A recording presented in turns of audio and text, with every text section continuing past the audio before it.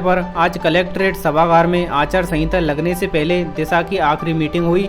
सांसद सुखबीर सिंह जौनपुरिया की अध्यक्षता में हुई बैठक काफ़ी हंगामेदार रही। बिजली, पानी, सड़क, शिक्षा, चिकित्सा सहित सभी विभागों के अधिकारियों से सांसद ने फीडबैक लिया। मीटिंग के दौरान केंद्र के पैसे से बने स्कूल भवन का विधायक प्रशांत बैरवा के लोकार्पण करने का मामला सामने आया। इस कार्यक्रम में सांसद को नहीं बुलाया गया। वहीं उनियारा CHC का लोकार्पण भी विधायक हरीश मीणा कर चुके हैं, जिसकी सांसद को जानकारी ही नहीं है। सांसद ने नाराजगी जताते हुए कहा कि केंद्र सरकार के पैसे से विकास कार्यों का विधायक लोकार्पण कर रहे हैं और सांसद का पट्टिका पर नाम ही नहीं है। वहीं बिजली विभाग के SE BL मीणा ने नगर परिषद का बकाया बिल को लेकर सांसद के सामने कहा कि बार बार कहने पर बिल जमा नहीं हो रहे हैं। मैं पूरे कनेक्शन काट कर पूरे शहर में अंधेरा कर दूंगा, फिर चाहे मेरा कहीं भी ट्रांसफ़र हो जाए। इसके साथ ही पानी को लेकर महिलाएं बैठक में पहुंची। नेशनल हाईवे के अधिकारी ने बजरी माफिया के सामने पुलिस की हकीकत बताई। सांसद ने 4:30 में केंद्र सरकार के किए कार्यों को गिनाया। बैठक में जिला प्रमुख सरोज बंसल और CEO देसलदान सहित जनप्रतिनिधि और अधिकारी मौजूद रहे।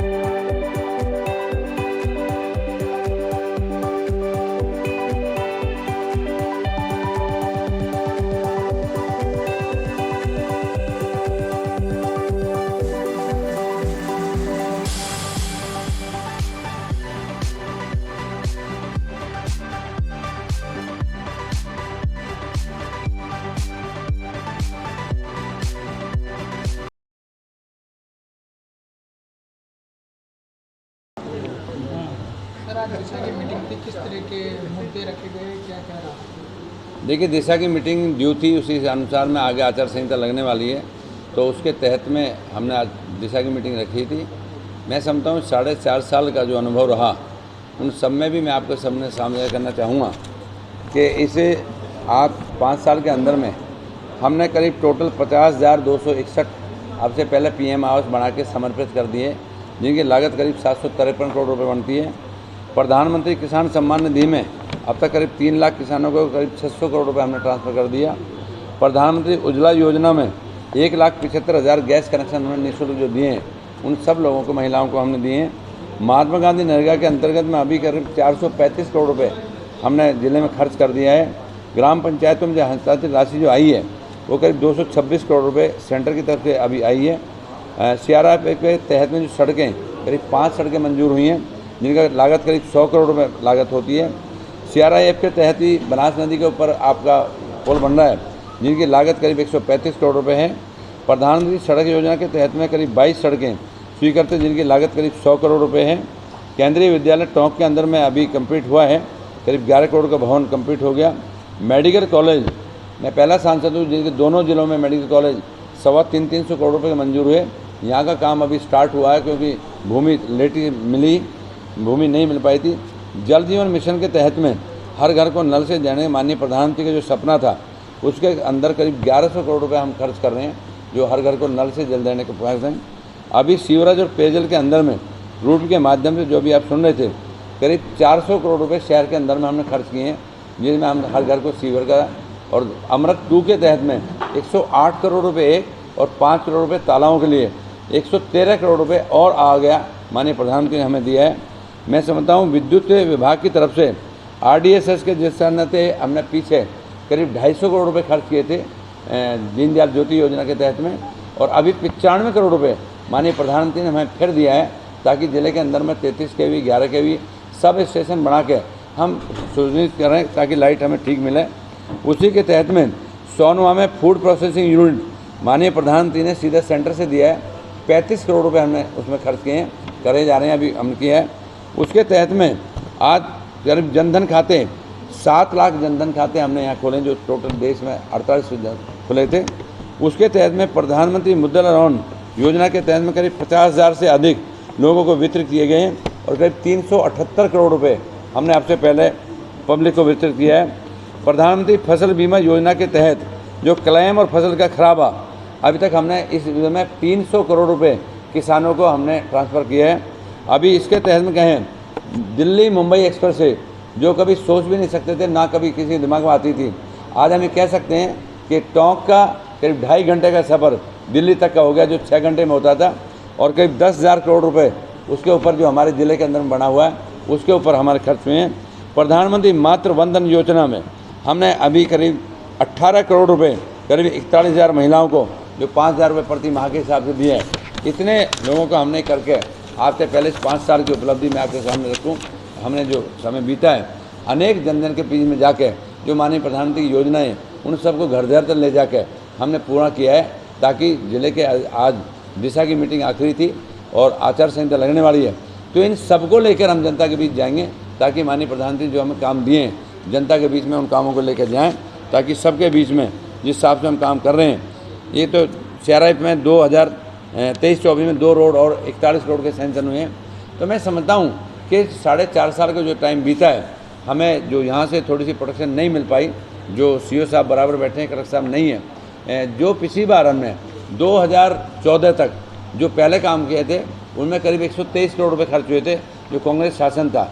उसके बाद में 2014 से लेके और 2019 तक हमने 101 करोड़ रुपए हमने पब्लिक को ट्रांसफ़र कर दिए थे। काम तो ज़्यादा सैंक्शन हुए थे। आज इस 4.5 साल के अंदर में हमारा मात्र 20 करोड़ या 25 करोड़ रुपए टोटल है जो अभी तक ट्रांसफ़र हुआ होगा, नहीं तो हम इसमें वंचित रह गए।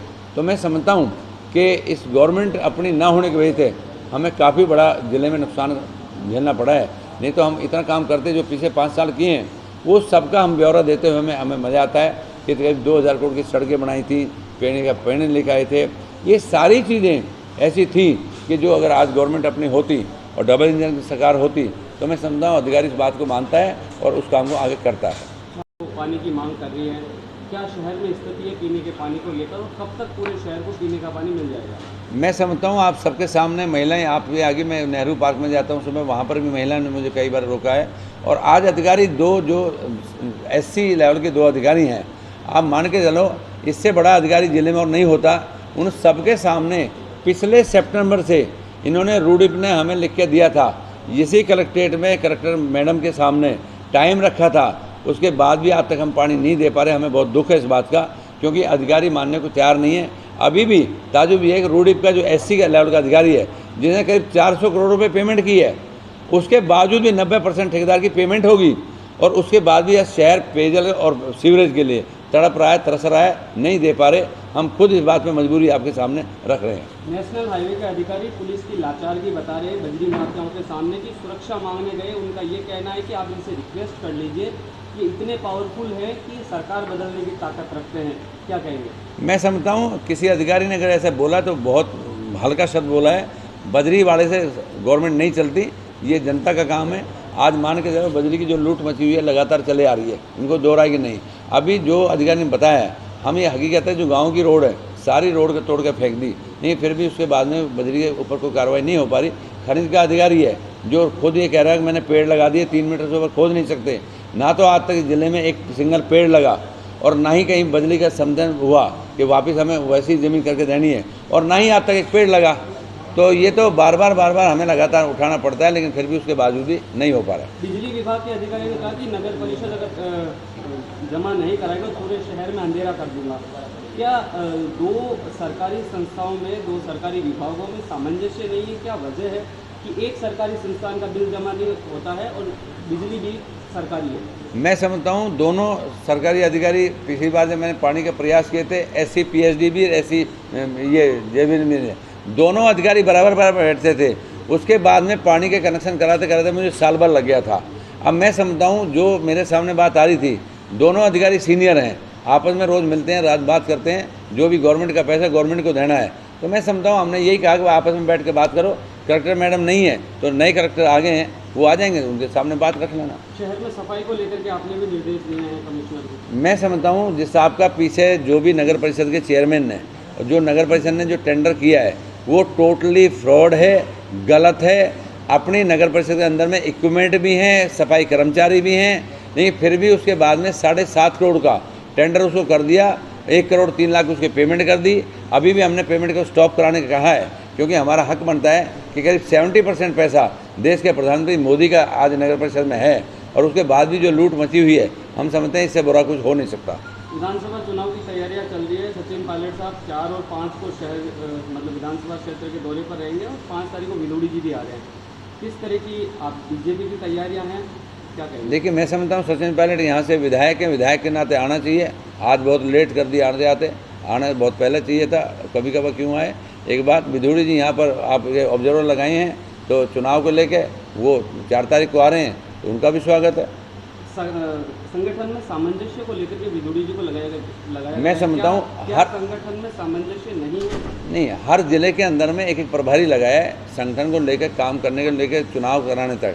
तो सामंजस्य तो सबका है, लेकिन पूरे प्रदेश में लगाए हैं, तो 200 को 200 विधानसभाओं पे एक एक आदमी लगाया है, तो उसके नाते यहाँ विधोड़ी जी लगाएंगे। क्या यानी रणनीति रहेगी विधोड़ी जी को लेकर के? गुर्जर वोटों को साथ देने की कोशिश है या फिर और कुछ? देखिए, मैं समझता हूँ कि विधोड़ी जी के आने तक कोई गुर्जर वोट का साधने की बात नहीं है। ये तो मैंने बताया एज ए MP उस हिसाब से लगाए हैं, जो सब जगह मतलब एक एक प्रभारी के रूप में लगाए गए हैं। ऐसा कुछ नहीं है भाई, मतलब विधोड़ी जी के आने गुर्जर वोट को ट्रांसफर करने की वो कोई अलग से रणनीति है। वो तो एज ए प्रभारी लगा के इस संगठन के सामंजस्य से बैठा के चुनाव को ठीक कराएं, चुनाव को अच्छा कराएं, वोटिंग ज़्यादा से ज़्यादा करवाएं और हर आदमी को काम में लगाएं। अब आपके शहर गंगापुर सिटी में चिकित्सा के क्षेत्र में नए आयाम, नए भव्य स्वरूप में आया है वर्धमान मल्टी स्पेशलिटी हॉस्पिटल, जिसमें सभी प्रकार की बीमारियों का एक ही छत के नीचे अत्याधुनिक तकनीक से चिकित्सा सुविधा उपलब्ध, जिनमें जनरल मेडिसिन, सर्जरी, गायनिक, शिशु रोग, हड्डी रोग, यूरोलॉजी, दंत रोग चिकित्सा सुविधा उपलब्ध, विशेषज्ञ डॉक्टर्स की टीम, अत्याधुनिक लैब व सभी प्रकार की जांच सुविधा उपलब्ध, सभी प्रकार की योजनाएं जैसे मुख्यमंत्री चिरंजीवी RGHS की सुविधा उपलब्ध। वर्धमान हॉस्पिटल का वादा हर व्यक्ति को निरोगी बनाना। आज ही संपर्क करें Vardhaman multi speciality hospital, Jaipur road, Gangapur city. Contact number 8302906531 और 7463294 752।